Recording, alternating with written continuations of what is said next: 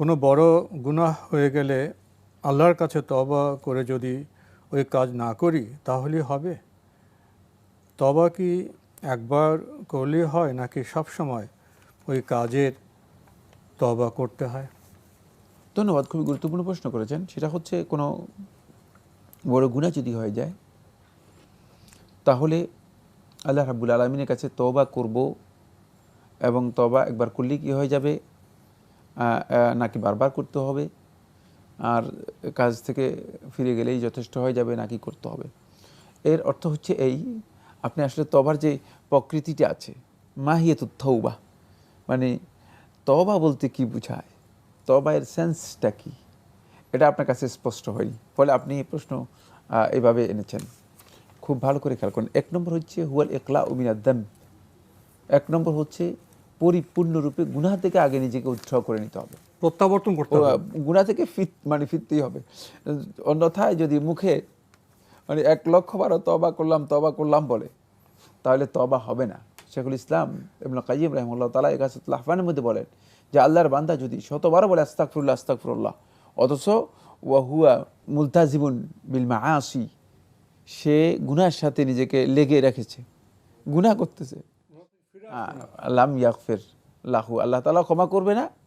আর 2 নম্বর হচ্ছে ফালাম ইয়াস্তাগফির, না, সে আল্লাহর কাছে ইস্তেগফার করে নাই আসলে, কারণ এটা ইস্তেগফারের না, এটা তওবা নয়, এটা ইস্তেগফারের পদ্ধতি নয়। সুতরাং এটা আমাদেরকে খুব ভালো করে জেনে নিতে হবে। গুনাহ করছেন আবার মুখে মুখে তওবা করছি, কিছুই না। প্রথম কথা হচ্ছে আল ইকলাউ মিনাজ যামব ওয়াল মাসিয়া, গুনাহ থেকে পরিপূর্ণরূপে নিজেকে উৎসর্গ করে নিতে হবে। সেকেন্ড হচ্ছে সেটা হলো ওয়ান নাদম আলাল মাসিয়া, গুনার জন্য নিজে পরিপূর্ণরূপে অনুতপ্ত হতে হবে। অপরাধ বোধকে নিজের অন্তরে পরিপূর্ণরূপে জাগ্রত করতে হবে। এটা অপরাধ, আমি অপরাধটুকু করে ফেলেছি, আমার রবের সাথে একটা বড় ধরনের আমার গাদ্দারি হয়ে গিয়েছে, আমার রবের সাথে একটা বিশ্বাসঘাতকতা হয়ে গিয়েছে, আমানতের খেয়ানত হয়ে গিয়েছে। এই বিষয়গুলো খুব ভালো করে নিজের অন্তরের মধ্যে সে অপরাধ বোধ জাগ্রত করতে হবে। আর নাদম, এই জন্য রাসূলুল্লাহ সাল্লাল্লাহু আলাইহি ওয়াসাল্লাম মুসনাদ আহমদ হাদিসের মধ্যে বলেছেন আল্লাহ রাসূল সাল্লাল্লাহু আলাইহি ওয়াসাল্লাম আত-তাওবাতু হুয়া নাদম, তওবা হচ্ছে পরিপূর্ণরূপে নিজে অনুতপ্ত হওয়ার নাম, অন্তরে আপনি সম্পূর্ণরূপে অনুতপ্ত হতে হবে। থার্ড পয়েন্ট হচ্ছে সেটা হলো এরপর থেকে আপনি যেই অপরাধটুকু করেছেন সেই অপরাধকে পরিহার করে যেটা আপনার জন্য করা ওয়াজিব ছিল সেটা আপনি পরিপূর্ণরূপে করবেন নিয়মিত। যেমন আপনি সিয়াম পালন করেন নাই, তাহলে সিয়ামকে নিয়মিত করতে হবে। সালাত আদায় করেন নাই, সালাতকে নিয়মিত করতে হবে। যেই অপরাধটুকু আপনি করেছেন সেই অপরাধটাকে বর্জন করে যেই কাজটা এর এগেনিস্টে আপনার জন্য ওয়াজিব সেটাকে নিয়মিত কন্টিনিউ করার জন্য নিয়মিত সর্বোচ্চ চেষ্টা করে যাবেন, সেই কাজটা করতে হবে। 4 নম্বর সেটা হলো এখানে যদি কোনো হক, অন্য কারো হক জড়িত হয়ে যায়, যেমন হকুল ইবাদ যদি জড়িত হয়ে যায়, বান্দাদের হক যদি সম্পৃক্ত হয়ে যায়, আপনি এমন একটা অপরাধ করেছেন যে অন্য ব্যক্তির হকের সাথে জড়িত, একজনের গীবত করেছেন, ছগলখুরি করেছেন, একজনের পিছে মিথ্যা আরেকজনের কথা লাগিয়ে দিয়েছেন, অথবা একজনের টাকা আত্মসাৎ করেছেন, তাহলে তার হকটুকু আদায় করে দিতে হবে। তার কাছ থেকে সেটাকে কি করতে হবে, পরিপূর্ণরূপে সমাধান নিয়ে নিতে হবে। আল্লাহ রাসূল সাল্লাল্লাহু আলাইহি ওয়াসাল্লাম বলেন যে তোমাদের মধ্যে কোনো ব্যক্তি যদি এমন কোনো অন্যায় থেকে যায়, এমন কোনো গুনাহ থেকে যায়, এমন কোনো হক থেকে যায় যেটা অন্যের সাথে জড়িত, তাহলে ফালইয়াতাহাল্লাল ইয়াউম, আজকের দিনে যেন সে সাথে সাথে সেটাকে সমাধান করে নেয়, ওই ব্যক্তির কাছে গিয়ে সমাধান করে নিতে হবে।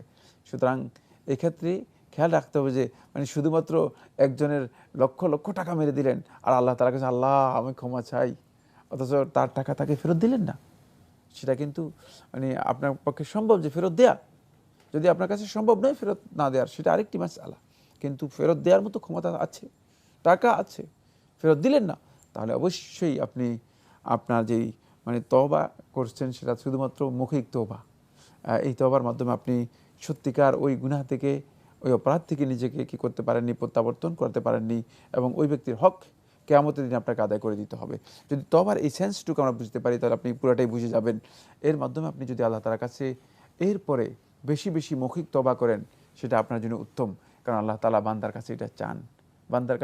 বান্দার যে কাজে আল্লাহ তাআলা সবচেয়ে বেশি খুশি হন, সহিহ মুসলিমের হাদিসের মধ্যে রাসূলুল্লাহ সাল্লাল্লাহু আলাইহি ওয়াসাল্লাম ইরশাদ করেছেন সেটা হচ্ছে তওবা। সবচেয়ে বেশি যে কাজে আল্লাহ রাব্বুল আলামিন বেশি খুশি হয়ে থাকেন সেটা হচ্ছে বান্দা আল্লাহ রাব্বুল আলামিনের কাছে তওবা করবে। সুতরাং এই তওবা যত বেশি বেশি করতে পারেন ততই ভালো। তাসবিহ কালো রব আল্লাহ আমার রব।